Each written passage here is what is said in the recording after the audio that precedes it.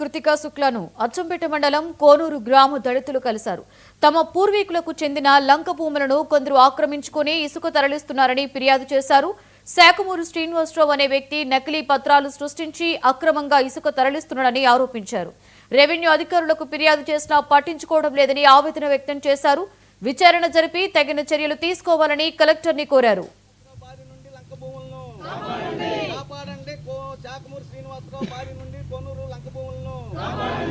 మాకు 1923 సంవత్సరం the field labour cooperative society అనే పేరు మీద మేము సొసైటీ రన్ చేసుకుంటున్నారు.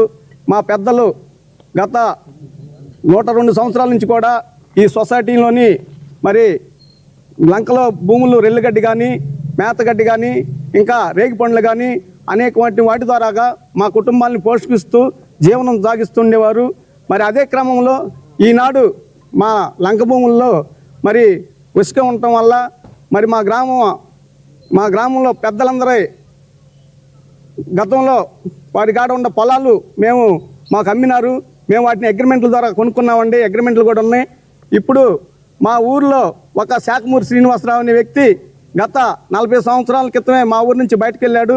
ఇప్పుడు 2020లో మా గ్రామానికి వచ్చి లంక భూముల్లో అమ్మిన వాటిలో మా ముత్తాతల పేర్లు ఉన్నాయని ఒక నకిలీ పత్రాలు సృష్టించుకొని ఏదైనా కానీ మమ్మల్ని మభ్యపెట్టి అధికారులు కూడా మభ్యపెట్టి నకిలీ పత్రాలతో లంక భూములను స్వాధీనం చేసుకోవాలని ప్రయత్నాలు చేస్తున్నారు.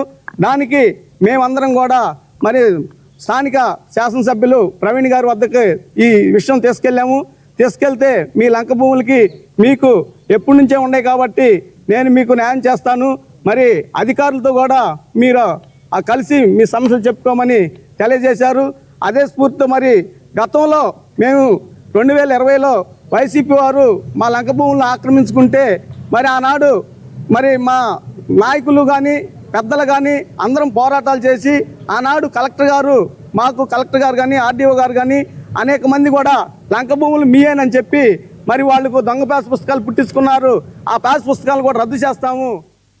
అయితే ఇక్కడ ఏం జరుగుతుందంటే కోనూరులో లంక అనేది ఇట్లా మత్స వారు కానీ వాసిరెడ్డి వారు కానీ గోళ్ళమూడి వారు కానీ కుటుంబ వారీగా ఉండేది. ఈ రోజున అతను వచ్చేసి మాది లంక మా భూములు దాంట్లో ఇసుకెత్తుతున్నారు అది ఇదని చెప్తున్నారు. యాక్చువల్గా అయితే మేము సాగు భూమి ఏదైతే ఉందో ఆ రోజున 47లోనో 56లోనో మొత్తానికి మా తాతగారు వాళ్ళు ఎస్సీ మాదిగపల్లి వాళ్ళ సొసైటీకి అమ్మారు. 16 ఎకరాలు 14 ఎకరాలు సుమారు. అయితే వాళ్ళకి డాక్యుమెంట్స్ కూడా ఉన్నాయి, వాళ్ళ పేరున అది ఉంది. మిగతాదంతా ఆ రోజున ఏట్లోనే ఉంది. అది తర్వాత కాలంలో ఎవరికి పట్టాలు లేవు. అది ఈ రోజుకి కూడా నా అడంగుల్లో అది శిస్తు కట్టిన బంజరానే ఉంది కానీ ఎవరి పేరున లేదు. ఈ రోజున సొంతంగా పుట్టించుకొని వాళ్ళు నాది అని చెప్పేసుకొని అతను చెప్పే కంచెటి సాయి గారి మీద చెప్పే అభండం మాత్రం అది శుద్ధ అబద్ధం. ఆ రోజున ఏం జరిగిందంటే అతను పసులేటి శ్రీనివాసరావు అనే అతను పాస్బుక్లు ఉన్నాయి, అతని పేరు మీద వచ్చింది. అది వైసీపీ గవర్నమెంట్లో. ఆ రోజున ఈయన శాఖమూరు శ్రీనివాసరావు అనే వ్యక్తి నా దగ్గరకు వచ్చి మీ సాయి గారు నా బావ అవుతాడు, మీ బావకి నాకు ఒకసారి పరిచయం చేయి, నేను వెళ్ళి మాట్లాడుకుంటాను అని చెప్పిన తర్వాత నేను మాట్లాడించిన తర్వాత ఓసారి వాళ్ళ దగ్గరికి వెళ్ళి ఆయన ఈ పేపర్లన్నీ వీళ్ళు ఆ రోజు పోరాటం చేశారు. 22లో 23లో 20లో పోరాటం చేస్తే ఆ పేపర్లు తీసుకెళ్ళి అతను నేను పోరాటం చేస్తాను నేను ఇది చేస్తానని చెప్పేసి ఎస్సీల ముందు అతను ఉండి వాళ్ళ పేపర్లన్నీ తీసుకెళ్ళి అతని పేరున కోర్టు వేసుకొని అతనే పోరాడినట్టు ఇది చేశాడు అనమాట. ఆ రోజున